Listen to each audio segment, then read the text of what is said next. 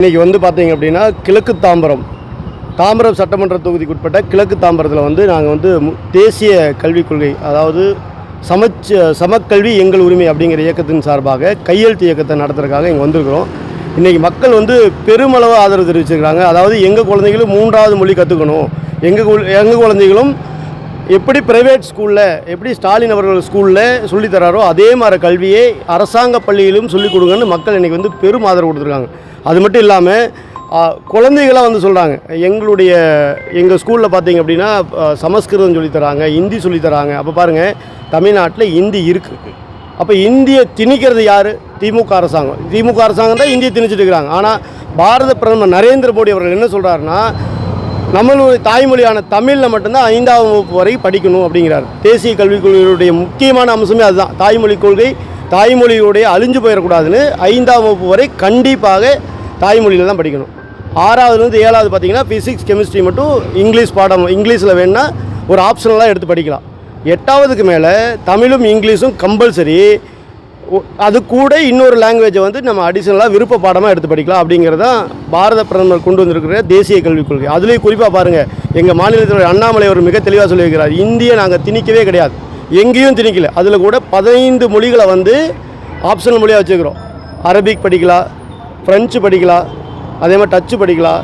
இந்த மாதிரி அதுபோக இந்திய மொழியில் தமிழ், அதாவது மலையாளம், தெலுங்கு, கன்னடா, இந்த மாதிரி 15 மொழிகளை வச்சுருக்கிறோம். இதில் எது வேணால் படிக்கலான் இருக்காங்க. அப்போது திமுக அரசாங்கம் தான் நடத்துகின்ற பள்ளிக்கூடங்களில் அதாவது திமுகவுடைய எம்பிக்கு, எம்எல்ஏக்கு, முதல்வருடைய மகள் செந்தாமரை அவங்களாம் நடத்தக்கூடிய பள்ளிக்கூடங்களில் இந்தியை திணிக்கிறாங்க.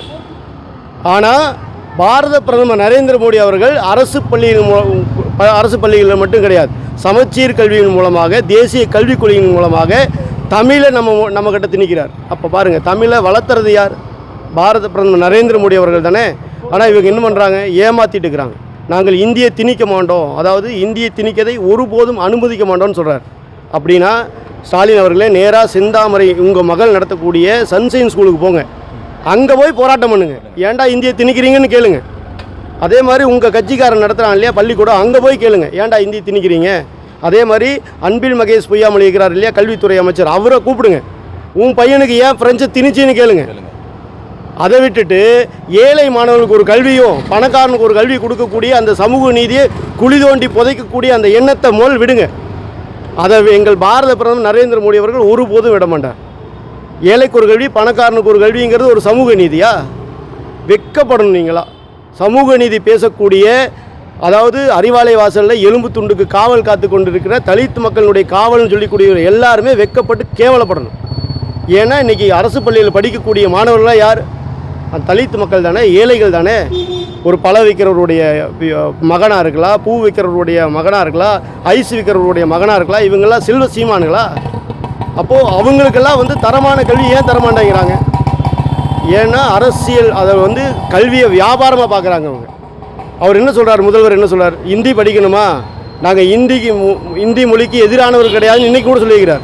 ஹிந்தி வேணும்னா நீங்கள் ஒன்று ப்ரைவேட் ஸ்கூலில் எங்கே சொல்லி தராங்கன்னா அங்கே போய் பணத்தை கட்டி படிங்கிற. யோசிச்சு பாருங்கள், அவங்க நடத்துகிற ஸ்கூலில் படிங்கன்னு சொல்கிறார் பணத்தை கட்டி. இது எவ்வளவு ஏமாற்று வேலை இது!